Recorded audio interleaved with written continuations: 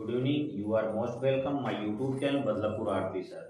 तो मैं आप लोगों के लिए एक प्रोनाउन का एक इम्पॉर्टेंट पार्ट लेके आया हूँ जिसका नाम है demonstrative pronoun. Demonstrative pronoun means होता है संकेतवाचक सर्वनाम। तो डिमॉन्स्ट्रेटिव प्रोनाउन के अंतर्गत चार ऐसे शब्द या प्रोनाउन आते हैं जो संकेत करने के लिए प्रयोग किए जाते हैं। तो इसमें दिस, दैट, दीज, दोज, तो आज हम उसी पे चर्चा करेंगे। जबकि यह एक बहुत जीरो पॉइंट का टॉपिक है, लेकिन फिर भी हमें इसलिए बनाना पड़ा क्योंकि यह अधिकांश रूप से छोटे बच्चों के लिए ज़्यादा यूज होता है और वे इसको यूज करने में बहुत जगह मिसिंग करते हैं, गलतियाँ कर देते हैं। इसलिए मैं उनके सेटिस्फैक्शन, उनके अच्छे से नॉलेज के लिए मैं लेके आया हूँ। तो हम चलते हैं अपने टॉपिक की तरफ और देखते हैं क्या इसके रूल्स हैं। तो लिखा है use of demonstrative pronoun. Demonstrative pronoun means होता है संकेतवाचक सर्वनाम या संकेत सूचक सर्वनाम। इसकी आइडेंटिफाई क्या है, पहचान क्या है? पहचान देखते हैं। लिखा है ऐसे प्रोनाउन, ऐसे प्रोनाउन जिनका प्रयोग संकेतवाचक या संकेत सूचक, ऐसे प्रोनाउन जिनका प्रयोग संकेत सूचक के रूप में पास, ध्यान दीजिएगा, पास या नजदीक, ऐसे प्रोनाउन जिनका प्रयोग पास या नजदीक के लिए किया जाता है। तो उसमें क्या आते हैं? नजदीक के लिए दिस, यहां बता दिए हैं कि पास या नजदीक के लिए दिस अथवा दीज तो दिस मीन्स या और दीज मीन्स ए। और दूर की वस्तु, यहां बता है, और दूर की वस्तु या व्यक्ति की तरफ संकेत करने के लिए, दूर की वस्तु या व्यक्ति की तरफ संकेत करने के लिए दैट, क्या करते हैं? दैट और दोज का प्रयोग किया जाता है। इसके निम्नलिखित नियम है, जिसको मैं बहुत शॉर्ट में समझा देना चाहता हूं कि दिस जो है वह पास के लिए होता है और दैट जो होता है वह दूर के लिए होता है, और दीज जो होता है या पास के लिए बहुवचन में होता है, दो जो होता है वह दूर के लिए होता है, यह भी बहुवचन में होता है। अर्थात कहने का मतलब है कि दिस और दैट का प्रयोग पास के अर्थ में एक वचन के लिए प्रयोग किया जाता है, जबकि दीज और दोज का प्रयोग बहुवचन में प्रयोग किया जाता है। तो कुछ नोट पॉइंट है, देखते हैं। इसमें पहला पॉइंट है, नोट में लिखा है दिस का अर्थ यह होता है, क्या होता है? यह होता है। और इसका प्रयोग पास या नजदीक के लिए एक वचन, किसमें? एक वचन में प्रयोग किया जाता है। तो रूल एक बार फिर देख लीजिएगा। दिस का अर्थ यह होता है, वैसे आपको बताना चाहूंगा कि इट का अर्थ भी यह होता है। तो इट जो होता है वह निर्जीव के लिए प्रयोग किया जाता है, और इसका प्रयोग अधिकांश रूप न्यूट्रल के रूप में किया जाता है, निर्जीव के लिए। लेकिन दिस का प्रयोग क्या होता है? किसी वस्तु या व्यक्ति की तरफ संकेत करके दिखाया जाता है या संकेत करने के लिए प्रयोग किया जाता है, और सामान्य रूप से निर्जीव वस्तुओं के लिए इट का प्रयोग किया जाता है। तो ये हो गया हमारा पहला पॉइंट, दिस का अर्थ यह होता है और इसका प्रयोग पास या नजदीक के लिए एक वचन में प्रयोग किया जाता है। ये हमारा पॉइंट नंबर पहला है। उसके बाद पॉइंट नंबर 2 में है दैट। क्या है? दैट का अर्थ वह होता है, क्या होता है? दैट का अर्थ वह होता है। और आप जानते हैं कि ही का अर्थ भी वह होता है, लेकिन ही जो होता है वह अधिकांश रूप से आदमी के लिए प्रयोग किया जाता है प्रोनाउन के रूप में। लेकिन दैट का प्रयोग क्या होता है? किसी दूर की व्यक्ति या वस्तु की तरफ संकेत करने के लिए प्रयोग किया जाता है, इसलिए इसको डिमॉन्स्ट्रेटिव प्रोनाउन कहा जाता है या संकेत सूचक प्रोनाउन कहा जाता है। तो हम चलते हैं, इसमें लिखा है दैट का अर्थ वह होता है और इसका प्रयोग दूर मतलब डिस्टेंस, दूर की वस्तु की तरफ, वस्तु या व्यक्ति की तरफ संकेत करने के लिए, संकेत या इशारा करने के लिए एक वचन में प्रयोग किया जाता है। तो सेम है दिस की तरह दैट है। दैट का प्रयोग भी दूर की वस्तु की तरफ संकेत करने के लिए प्रयोग किया जाता है, और दैट जो होता है वह हमेशा एक वचन में प्रयोग किया जाता है। कभी कभी दैट के स्थान पर ही का भी प्रयोग किया जाता है, लेकिन उस कंडीशन में कोई नाउन उससे जुड़ा रहता है। तो हम चलते हैं अपने एग्जाम्पल तरफ, एग्जाम्पल के माध्यम से समझते हैं। तो हम चलते हैं अपने एग्जाम्पल देखते हैं क्या प्रयोग है। Use of this that, this means यह होता है, जो पास के लिए होता है, और दैट मीन्स वह होता है। तो हम चलते हैं एग्जाम्पल तरफ। एग्जाम्पल में लिखा है क्या, जैसे यह एक कुर्सी है, यह एक कुर्सी है, तो यहाँ पर संकेत दिखा रहा है यह एक कुर्सी है, यह एक कुर्सी है, तो हो जाएगा this is a chair, this is a chair, this is a chair.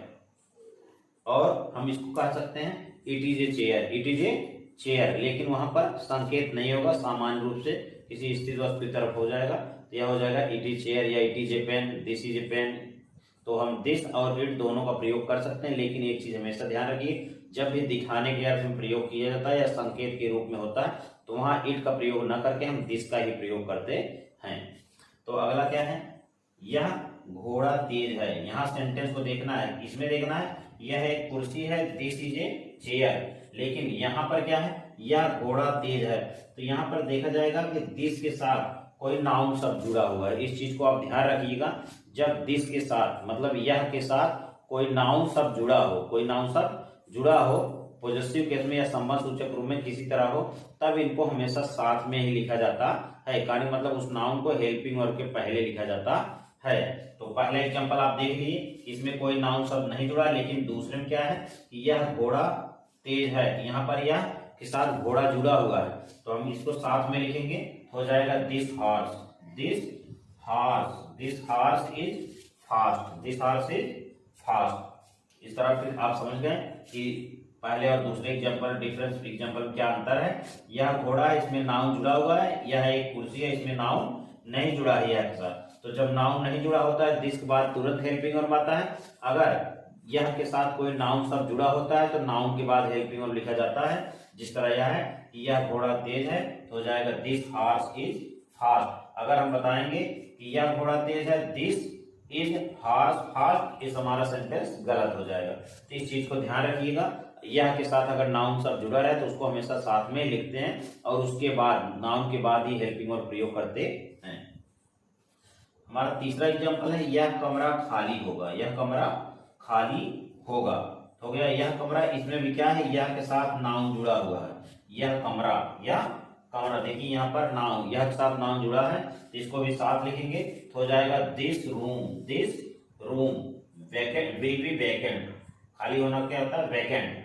तो हो गया this room will be vacant, this room will be vacant. हमारा एग्जाम्पल नंबर 4 है, लिखा है वह एक छाता है, वह एक छाता। यहाँ देखना है, वह संकेत कर रहा है वह एक छाता है, दिखा रहा है वह एक छाता है। तो यहाँ पर क्या करेंगे हम, यहाँ पर एक चीज हमें देखना है, वह के साथ कोई नाउन शब्द नहीं जुड़ा है, सिंपल में है, तो हो जाएगा वह की इंग्लिश दैट हो जाएगा, that is an umbrella, that is an umbrella. यहाँ पर एन आया है क्योंकि यहाँ यू है जो वावेल है, तो वावेल पहले एक शब्द के लिए एन का प्रयोग किया जाता है। तो हो जाएगा that is an umbrella, that is an umbrella. हम कह सकते हैं वह एक हाथी है, तो हो जाएगा दैट इज एन एलिफेंट। वह एक संतरा है, दैट इज एन ऑरेंज। वह एक इंक पॉट है, that is an ink pot. इस तरह हम बहुत सारे सेंटेंस बना सकते हैं। अगला है, वह आदमी विश्वासी नहीं होगा। यहाँ पर देखना है कि दैट, वह आदमी, तो यहाँ पर क्या है, वह के साथ भी एक नाउन शब्द जुड़ा हुआ है, एक नाउन शब्द जुड़ा है। तो इस कंडीशन में भी हम क्या करते हैं, हमने बताया कि यह वह के साथ अगर नाउन जुड़ा रहता है तो उसको हमेशा साथ में लिखा जाता है, और नाउन के बाद हेल्पिंग वर्ब प्रयोग किया जाता है। तो हो जाएगा वह आदमी है, तो हो जाएगा दैट मैन, दैट मैन। यहाँ हो गया दैट मैन, दैट मैन। उसके बाद क्या है, वह आदमी विश्वासी नहीं होगा, that man will not be faithful. Faithful means विश्वासी या क्रेडिबल भी कह सकते हैं। इस तरह हमारा सेंटेंस हो जाएगा, that man will not be faithful. एक चीज और ध्यान दीजिएगा, जब भी अगर विल बी या शैल बी का प्रयोग होता है, तो अगर नॉट का प्रयोग करते हैं, विल और बी के बीच में नॉट का प्रयोग करते हैं। इस तरह हमारा सेंटेंस होगा, that man will not be faithful. अगला क्या है, अगला लिखा है वह सुगम है। यहाँ पर इस सेंटेंस को थोड़ा ध्यान से देखना है, लिखा है वह सुगम है, तो आप एक चीज देखेंगे कि सुगम एक लड़का है या आदमी है, तो आदमी के लिए अक्सर हम ही का प्रयोग करते हैं। क्या करते हैं, ही। तो इसको हम ऐसे ही बना सकते हैं, वह सुगम है, तो हो जाएगा वह के लिए हम दैट का प्रयोग ना करके ही का कर देंगे, तो हो जाएगा ही सुगम, ही सुगम, ही शुभम, इस तरह का पहला प्रेफरेंस है, इस तरह हम कर सकते हैं। लेकिन ऑप्शनल में हम बता सकते हैं कि अगर वहां पर दिखाया जाए कि वह शुभम है, वह शुभम है, अगर संकेत कर रहा है, दिखा रहा है, बता रहा है, इशारा कर रहा है, तो उस कंडीशन में हम क्या करते हैं, ही का प्रयोग ना करके हम दैट का प्रयोग करते हैं। जैसे लिखा है, हो जाएगा that is Shubham, that is Shubham, तो का ही मतलब है। तो आपको उसके बाद डिफरेंस जानना है। अगर सिंपल रूप से सेंटेंस है तो हम ही का प्रयोग कर देंगे, ही इज शुभम। अगर वहां पर दिखाया जाए कि वह शुभम जा रहा है, वह शुभम जा रहा है या वह शुभम है, तो उस कंडीशन में हम दैट का प्रयोग करेंगे, that is Shubham, that is Shubham. तो इस तरह आप दिस और दैट के प्रयोग को समझ गए होंगे कि दोनों में क्या डिफरेंसेस हैं, क्या अंतर है और किस तरह सेंटेंस आने पर दिस दैट का प्रयोग करेंगे। तो आप सिंपल से जान लीजिए कि दिस दैट का प्रयोग पास, दिस का प्रयोग पास के लिए, संकेत के लिए होता है, और दैट का प्रयोग दूर के लिए। इस तरह आप कई बहुत सारे सेंटेंस को अपने मन से सोचिए और बार बार प्रैक्टिस करिए। लेकिन एक चीज ध्यान देने वाली बात है कि दिस और दैट के साथ, दिस और दैट के साथ वर्ब टू बी में सिंगुलर हेल्पिंग वर्ब को प्रयोग किया जाता है। जैसे दिस और दैट के साथ इज होता है, वाज होता है, विल बी होता है, ये सब सिंगुलर के अंतर्गत आते हैं। तो हम चलते हैं आगे अपने प्रयोग दीज और दोज की तरफ। तो हम चलते हैं अपने नेक्स्ट प्रयोग की तरफ, use of these those, use of these those. तो use of these, use of these those, तो दीज मीन्स होता है ए या ये सब होते हैं, और दोज, दोज जो होता है वे या वे सब। तो आपको पहले ही बता दिए हैं कि दीज का प्रयोग पास या नजदीक के लिए होता है बहुवचन में, जबकि दोज का प्रयोग दूर की वस्तु की तरफ बहुवचन में प्रयोग किया जाता है, और दोनों के साथ बहुवचन की हेल्पिंग वर्ब का प्रयोग किया जाता है, जैसे आर, वेयर आदि। तो हम चलते हैं अपने नोट पॉइंट फर्स्ट तरफ। इसमें पॉइंट नंबर फर्स्ट लिखा है दीज, क्या लिखा है, दीज का अर्थ ए या ए सब होता है, ध्यान दीजिएगा, ए या ए सब होता है। और इसका प्रयोग पास, किसके लिए, इसका प्रयोग पास या नजदीक के बहुवचन, पास या नजदीक के बहुवचन वस्तु या व्यक्ति, वस्तु या व्यक्ति की तरफ संकेत करने के लिए प्रयोग किया जाता है, प्रयोग किया जाता है। तो आप समझ गए होंगे दीज का प्रयोग, दीज का अर्थ ए या ए सब होता है, और इसका प्रयोग जो होता है वह पास के बहुवचन की वस्तु की तरफ संकेत करने के लिए बहुवचन प्रयोग किया जाता है। पॉइंट नंबर दूसरा है दोज, दीज का दोज, दोज, दोज का अर्थ वे या वे सब होता है, क्या होता है, दोज का अर्थ वे या वे सब होता है। और इसका प्रयोग दूर, इसका प्रयोग दूर की वस्तु की तरफ संकेत करने के लिए, संकेत करने के लिए प्रयोग किया जाता है, किसमें, बहुवचन में। बहुवचन में दोज का प्रयोग दूर की वस्तु के व्यक्ति की तरफ संकेत करने के लिए प्रयोग किया जाता है। जैसे हम एग्जाम्पल देखते हैं, एग्जाम्पल लिखा है, पहला एग्जाम्पल है, ये पुस्तकें कीमती हैं, ये पुस्तकें कीमती हैं। यहाँ पर भी ध्यान दीजिएगा, यहाँ ए के साथ पुस्तकें जुड़ा है, मतलब ए के साथ नाउन शब्द जुड़ा है, नाउन शब्द जुड़ा है, तो हो गया। ये जब नाउन शब्द जुड़ा होता है तो इनको साथ लिखते हैं, हो जाएगा ये पुस्तकें, ये पुस्तकें, तो इनकी इंग्लिश हो जाएगी दीज बुक्स, दीज बुक्स। ये देखने में बहुवचन है तो हो जाएगा these books are costly, these books are costly, कीमती का क्या हो जाएगा, कॉस्टली। हमारा नेक्स्ट एग्जांपल है वे गाय, वे गाय कमजोर है। यहाँ पर वे के साथ नाउन शब्द जुड़ा हुआ है, नाउन शब्द जुड़ा हुआ है, तो इनको भी हम साथ लिखते हैं, तो हो जाएगा दोज काउज, क्या हो जाएगा, those cows will be weak, those cows will be weak, those cows will be weak, वे गाय कमजोर होगी। हमारा नेक्स्ट एग्जांपल है, ये स्वादिष्ट कुल्फियां हैं, ये स्वादिष्ट कुल्फियां। यहाँ पर क्या है, एक के साथ कोई नाउन शब्द नहीं जुड़ा हुआ है, नाउन शब्द नहीं जुड़ा हुआ, तो इनको ये सिंगल है, इनको सिंगल ही लिखेंगे, तो एक इंग्लिश हो जाएगी दीज, क्या हो जाएगी, दीज। अब स्वादिष्ट कुल्फियां है, तो एक कुल्फी नहीं बहुत सारी कुल्फियां है, तो बहुवचन में है, तो हो जाएगा दीज आर टेस्टी, टेस्टी भी कह सकते हैं या डेल्सियस भी कहते हैं, क्या कहते हैं, डेल्सियस, डेल्सियस मीन्स स्वादिष्ट, या टेस्टी भी कह सकते हैं। आइसक्रीम, टेस्टी आइसक्रीम या डेल्सियस आइसक्रीम।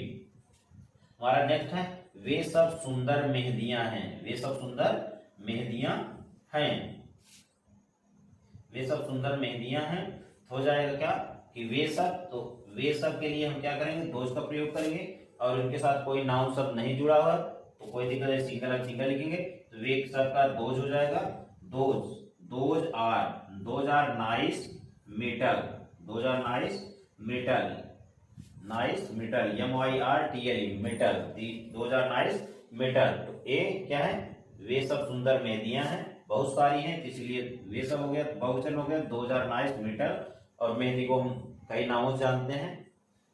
ठीक, तो अब चलते हैं अपने कुछ एक्सेप्शन की तरफ। तो पहले हम आपको बता दें कि दीज और दोज, दिस और दैट, इन चार का प्रयोग पढ़ चुके हैं। तब इन्हीं से रिलेटेड हम कुछ एक्सेप्शंस है जिसके बारे में आपको हम सूचना दे दें, जानकारी दे दें, जिससे आपसे कोई मिस्टेक ना हो। तो हम चलते हैं आगे एक्सेप्शन की तरफ। तो हम चलते हैं अपने एक्सेप्शन से। एक्सेप्शन में अपवाद लिखते हैं, कुछ नियम अलग है। एक्सेप्शन में क्या नियम अलग है, लिखा है जब दिस, दैट, दीज, दोज, अर्थात सीधा सीधा डिमांस्ट्रेटिव प्रोनाउन, डिमांस्ट्रेटिव प्रोनाउन, जब demonstrative pronoun this, that, these, those के साथ किसी नाउन, ध्यान दीजिएगा, किसी नाउन का प्रयोग किया गया हो, किसी नाउन का प्रयोग किया गया हो, जैसा कि पहले बताया, तब वे डिमांस्ट्रेटिव एडजेक्टिव क्या कहलाते हैं, डिमांस्ट्रेटिव एडजेक्टिव या संकेत सूचक विशेषण कहलाते हैं। तो इस चीज ध्यान दीजिएगा, जब इन शब्दों के साथ अर्थात डिमांस्ट्रेटिव प्रोनाउन के साथ कोई नाउन शब्द जुड़ा होता है तो उनका नाम चेंज हो जाता है। वे डिमांस्ट्रेटिव प्रोनाउन ना होकर डिमांस्ट्रेटिव एडजेक्टिव हो जाते हैं, तो संकेत सूचक विशेषण कहलाते हैं। और जब डिमांस्ट्रेटिव प्रोनाउन अर्थात दिस, दैट, दीज, दोज अकेले होते हैं, क्या होते हैं, सिंगल प्रयोग होता है, तब वे डिमांस्ट्रेटिव प्रोनाउन कहलाते हैं, डिमांस्ट्रेटिव प्रोनाउन कहलाते हैं। तो आप समझ गए होंगे, जब दिस, दैट, दीज, दोज के साथ कोई नाउन शब्द जुड़ा होता है तब वे डिमांस्ट्रेटिव एडजेक्टिव कहलाते हैं, और जब वे सिंगल होते हैं तब डिमांस्ट्रेटिव प्रोनाउन कहलाते हैं। तो हम एग्जांपल मदद समझते हैं। जैसे लिखा है, यह कलम मेरी है, यह कलम मेरी है, यहाँ पर यह कलम, ये जुड़ा हुआ है दोनों, तो ये क्या हो जाएंगे, यह कलम मेरी है, तो हो जाएगा दिस पेन, इनको साथ लिखेंगे, this pen is mine, this pen is mine.